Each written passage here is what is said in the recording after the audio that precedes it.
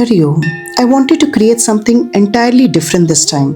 Something that doesn't just exist but speaks. इस बार मैंने कुछ नया करने की कोशिश की है। एक नया 3D आर्टवर्क। सिर्फ एक आर्टवर्क नहीं, बल्कि समथिंग ट्रूली डिफरेंट। इसके लिए मैंने एक लकड़ी का फ्रेम लिया है और उसी को अपना मीडियम बनाया। उस पर लाइंस ड्रॉ करके कट करके मैंने एक डोर बनाने की कोशिश की है, विच इज़ द्वार। फिर मैंने कार्टन बोर्ड लिया, उसे काट कर डोर का शेप दिया और ग्लू की मदद से थोड़ा थिक और स्ट्रक्चर्ड बनाया। जब ये बेस सूख गया तो मैंने उसके ऊपर मिट्टी और गोबर का मिक्सचर लेप किया। गोबर का उपयोग पवित्रता विच इज प्योरिटी के लिए और मिट्टी का बेस उसे एक नेचुरल ग्राउंडिंग देने के लिए किया गया। अब बेस पूरी तरह तैयार हो गया था। इसके बाद पहली बार मैंने होममेड क्ले से काम करने की कोशिश की, लेकिन वह वैसा नहीं बना जैसा मैं चाहती थी। थोड़ा टूटने लगा, क्रैक होने लगा, बिखरने लगा। फिर मैंने हेवी क्ले का उपयोग किया, जिससे इस स्ट्रक्चर को स्ट्रेंथ और स्टेबिलिटी दी। इसके बाद मैंने इस डोर की थीम पर काम करना शुरू किया।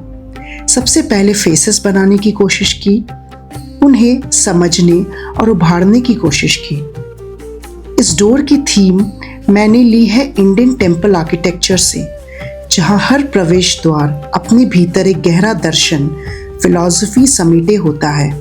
और इसी दर्शन में मैंने पंच तत्व का रूप देने की कोशिश की। सबसे पहले पृथ्वी, जो फाउंडेशन है, जो स्थिरता और संतुलन प्रदान करती है और जिसमें सृजन की प्रारंभिक शक्ति निहित होती है। इसके बाद अग्नि, जो एनर्जी है, ट्रांसफॉर्मेशन का मूल स्रोत है और जो स्थिरता को चेतना में बदलती है। तीसरा जल विच इज वाटर, जो फ्लो है, जो कोमलता और लय का संचार करता है और जो हर रूप में सहजता लाता है।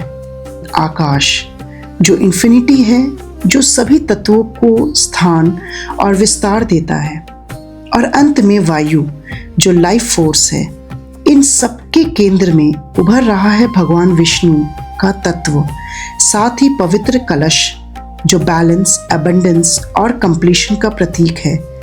यह केवल एक डोर नहीं है, यह एक पैसेज है, फिजिकल से स्पिरिचुअल की ओर, क्रिएशन से कॉन्शियसनेस की ओर। Let's see how it comes out. There's still a long way to go.